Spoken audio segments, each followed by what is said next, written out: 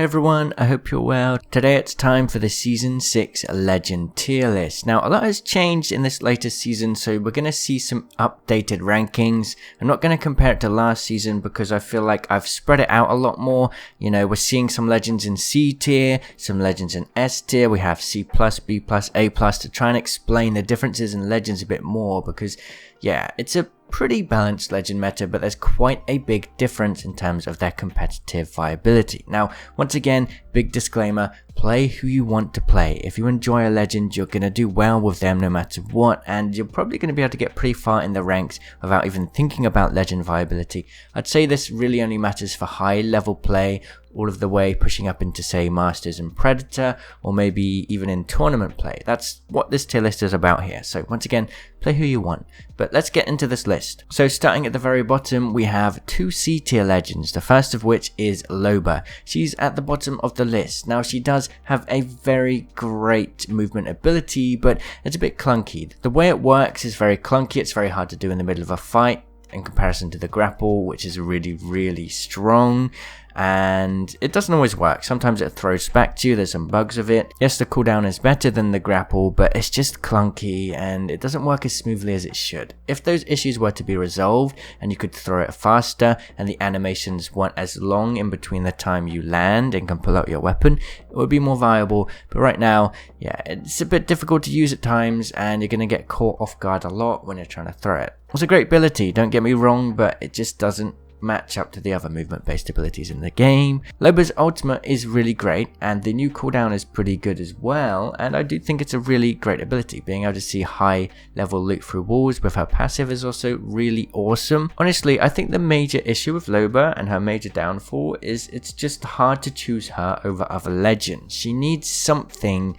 to make her worth picking over other legends, and I think the main issue is if they refined the way her tactical worked, made it more fluid, made it work quicker, then you'd probably have a very high tier legend, because movement is great in this game, but yeah, the way her movement ability works is, like I say, a little clunky. Next we have Octane. Now, I actually think Octane can be very good as an aggressive choice in an aggressive team. The jump pad works really well to push fights, to get up places. I've done very well with this in my team in the past, so don't get me wrong, it's a decent ability, and Octane's stim can be fun in some situations, but it's very reckless, and even with the jump pad, Octane's team viability isn't great in comparison to other legends. So once again, it's like there's so many better choices to put in your team, and that kind of leaves Octane in the dust, despite him being able to leave every other legend in the dust in terms of speed. But you know, Octane still remains this selfish legend which is good at pushing fights, getting kills, getting loot, but he struggles to be that real team player that we need. Next up we have C+ with Mirage. Now, Mirage is in C+ because I think he is better than Octane and Loba for team viability. I mean, he can res people whilst invisible, he can revive people whilst invisible, which is really great. The bamboozling potential is very awesome too, and it's going to win you a lot of fights.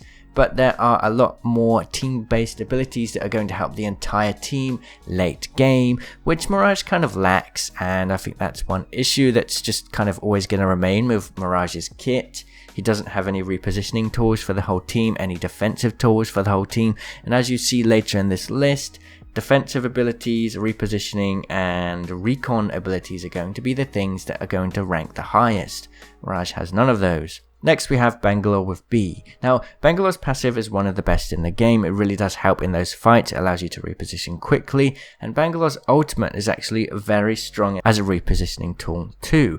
You can place it down and blanket an area, and players are less likely to move through that area whilst the missiles are on the ground, and that has a lot of potential for you to move around a little bit, be more free to get into a position where maybe you can raise your teammates or just slow down a fight completely.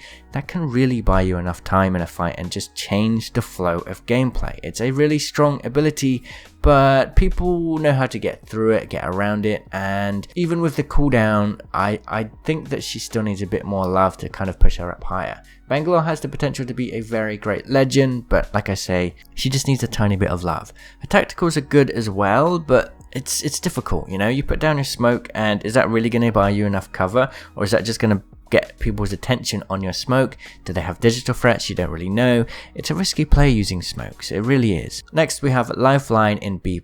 Now Lifeline is actually a really good legend at this point. I think Lifeline's heal is one of the most frustrating things to deal with, especially when you're playing rank, because you want to get that RP, you want to secure it, and then the res comes up and it's just really difficult to deal with. Now Lifeline's ultimate is pretty decent with the meds now, but now with the whole system with the crafting thing, Lifeline is once again kind of, you know, not considered that great in terms of what her loot can offer you when you can literally just craft your way to ammo and meds. Now Lifeline's loot bin passive, once again, like the whole loot thing, it's losing value because of the crafting system in the game now. You can pretty much craft anything you need, especially late game, so is it really that useful? Not really. By the way, B+ is very good. All of these legends are very viable and ranked. Next we have Pathfinder, which is also in B+.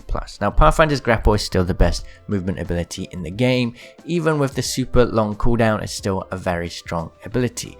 Pathfinder's new passive can be useful at times. You can fill up your zipline when you scan a survey beacon and the cooldown goes down, I think by 10 seconds each time you do a scan, but you're not going to scan many of these things. And the big problem is Pathfinder's unique passive was actually really good in high level play. Being able to know the next ring location is really good for repositioning.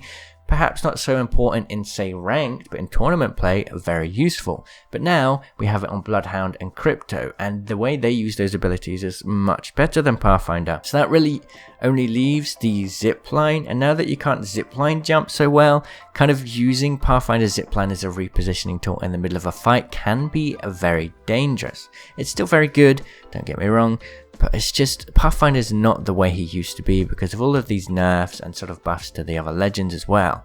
Next up we have Rampart in B+ tier. Now I think Rampart's a very good legend. Defensive legends typically do very well, especially in high level play, but Rampart's a defensive legend with sort of a lot of variables that come into play which can affect how well you can do your job. Now, I do like Rampart a lot, I love her, but one of the main issues is the way her cover works. When you place it down, people are very quick to destroy it, which means you're not always able to sort of place those down. You either have to use it very defensively or place them beforehand so that when you get into a fight you can actually use them. It becomes difficult, right? It becomes difficult. Gibby's dome is always going to be better than a piece of metal that can be destroyed. Now, obviously, the amped damage is going to help a lot, and I think that's why she's boosted up to B+ tier in my opinion. It can be really good. You can also use the walls to block down cover. That's really great, and I do think that on a good team, a good Rampart's going to do really well. Her turret can also absolutely destroy people. I find it very useful when people are pushing late into the ring, and you can just shred them because they either have to hide behind cover outside the ring or be victim to your turret. But it is very situational. Rampart's ult is very situational. And also her passive is situational. But I guess thankfully the situation we're in now is a very strong energy weapon meta with the Devotion having the highest DPS in the game. So yeah, that does benefit Rampart a lot, and I was honestly on the fence of putting Rampart in A tier, but then we compare other defensive legends, both Wattson and Caustic, who I think are much better than Rampart. Now, Rampart and Wattson together, however, is going to be a very horrible combo to deal with, and yeah, I think it's going to be pretty nasty if you come across that. So in summary, Rampart's a very strong legend. I think she has a lot of viability if you know how to play her well. There's a lot of zoning capability with Rampart, and that's what I love about her personally. You can lock down doors, you can lock down corridors, stairs, stop people from pushing certain angles. Not so well as Caustic can, but you know, you can do it pretty well. Next up in A tier we have Wattson. Now Wattson isn't as good as she used to be. With the new timer she has on her ult, it makes it a little bit more difficult to lock down a building for extended periods of time, but Wattson with Rampart is a very good combo. If you can stop the nade spam on the Rampart walls and set up a building, you're going to have a very strong defense. You can also put the electric fences behind Rampart's A walls, and that can be pretty nasty too. So yes, Wattson and Rampart together, a very good combo, and in most situations a Wattson is going to do a very good late game as long as you have enough ultimate accelerants. It's really, you're kind of having to lean on being able to pick up enough ultimate accelerants now to be able to use her effectively. Next we get into A+ territory. Now Caustic Caustic is the better defensive legend in my opinion. You can put down one gas trap, shoot it, and you're just covering that whole building with gas, and you can do that for as long as you want and really lock down areas really well, and it's just so hard to get through the caustic gas. The thing is, if you touch a gas trap just for a second and you get caught in that gas, it can disorientate you enough for that caustic to just completely turn the fight in their team's favor. Even if you think you've won a fight, if you touch that gas and it just messes with you too much, you're gonna lose that fight. A good caustic player is the most frustrating thing to deal with in Apex Legends, and it's just, I mean, I guess that means he's good, right? Caustic can also be good very aggressively. His gas traps are just so smelly. Of course, he's had some nerfs. You can now shoot the gas traps before they fully develop, but it's not really gonna stop a sweaty camping caustic main in the late games of ranked. So yeah, watch out for this player. He's still very frustrating to deal with. Next we have Gibraltar in A+. Now Gibraltar is still very good, even with the nerf to his ultimate. The way you can put down the dome shield is really great, as always, right?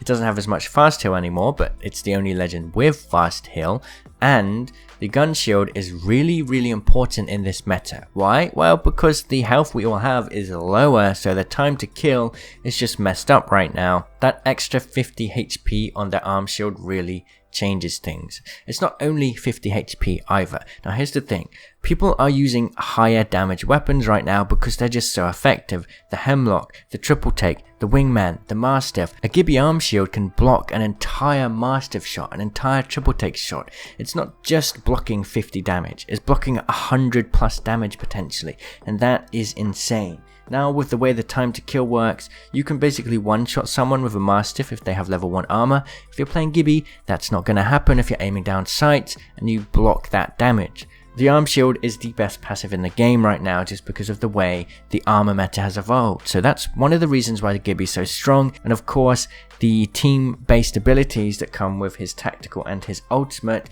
make sure he remains relevant in a team-based meta right now. Next up we have Crypto in A+. Crypto has jumped up massively, and there's just really one very simple reason. One, you can now scan the survey beacons with Crypto and you can revive players with the drone. And when you do this, all you have to do is tap the respawn beacon and they respawn instantly.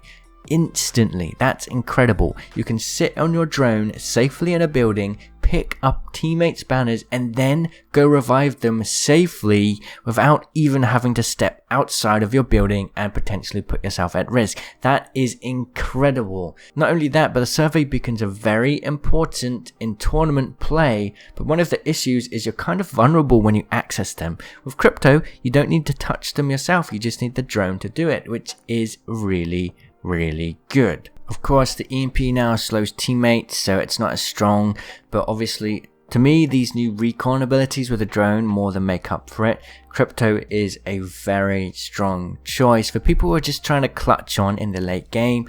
I really do think Crypto is going to get a lot more play now. Revenant is still really strong. Revenant is still leading the meta in terms of ranked. The horrible thing is with the death totem with Revenant is that it literally gives you a free push that you wouldn't otherwise be able to have, and that allows you to be reckless. It allows you to take risks that you wouldn't otherwise be able to do, make pushes that you wouldn't otherwise be able to do, and the way the timer on the death totem works, it encourages you to be as reckless as possible. And the thing is, if you are reckless in a normal game, it's not always going to work out your way. You're going to die. But because the death totem allows you to respawn, you're allowed to take risks that could potentially turn the tides of battle, allow you to take down squads that you'd otherwise be too afraid of. And if you do a lot of damage and you place the death totem well, then you can literally just go straight back in, turning one push into two, which is just, it's ridiculous. It's a very strong ability, and the flow of gameplay definitely revolves around that a lot in high level play. Still, it's not as toxic as it once was. I'm seeing less Revenants honestly, but it is happening a lot. A good Revenant push is real scary. Now we're moving into S tier. We have our first S tier legend that isn't Wraith in a long time, Bloodhound. First up, let's just say Bloodhound now has the survey scanning ability, just like Pathfinder, which is kind of ridiculous It's really upped Bloodhound's power, but Bloodhound's real value now comes in their ridiculous ultimate. Once you're in ultimate mode, you can scan every 6 seconds, which is insane. It's basically just your ability to just constantly know where enemies are in the area, which is just incredible. It's such a strong ability for pushing down players, being aware of your surroundings. It's such a great ability for themselves, but it's also a great ability for your team as a whole. And not only that, but the way this new system works, you're going to be able to stay in your ultimate for longer. You can now get even more duration when you get a knockdown with Bloodhound's ultimate activated, so you're going to be staying in that ult a lot longer. Now it's based on the remaining duration, so you can get up to 15 seconds per knock added to your ultimate timer, which is just insane. It's ridiculous. Bloodhound's really strong, and I really think that most teams should consider putting a Bloodhound in their kit. Finally, we have Wraith. Now, Wraith's still the smallest legend. She's still really small. Her movement's insane in terms of her strafing and crouching, which is one of the reasons why she's always been so great. Her tactical has changed in Season 5, but when I made that tier list in Season 5, I made it clear that I think it's better. Yes, it takes longer to activate, but you move faster, which means people are going to lose track of you and have less chance to hunt you down. It's still a get out of jail free card. You just have to use it more sparingly, more carefully, make sure you're behind cover, be more thoughtful of how you use it. It's still very strong. Wraith's ultimate now lets you travel a smaller distance, right? But being able to reposition your whole team, and whilst they're repositioning, they're invincible, is ridiculous. It's so good for getting up down teammates, it's so good for repositioning when the ring's coming in, when there's players just pushing you. It's an incredible ability, it always will be. Wraith's passive is pretty good too. It's not the best passive in the game, but it can be useful at times. And yeah, it's just so obvious to me that Wraith is the best legend in the game, and always has been. So that's my tier list. Let me know your feedback by leaving it down below. I'd love to hear what you think about your own tier list. Create your own. Let's see who gets the most likes for their tier list. We'll see. Thank you everyone for watching. I'll see you all in the comments. Cheerio. Did you know I stream almost every day from 7 PM UK time or 11 AM Pacific Standard Time? You can catch me live right here on YouTube, so make sure you have notifications turned on. I also have a new members program. Become a member for $2.99 a month, get your comments highlighted in videos, get a cool badge in live stream chat, get access to these cute emotes, and also gain access to my members tips videos, where you can ask me for any tips, and I'll be making new videos weekly to help you improve your own game. Click the join button or click the link in the video description to get involved.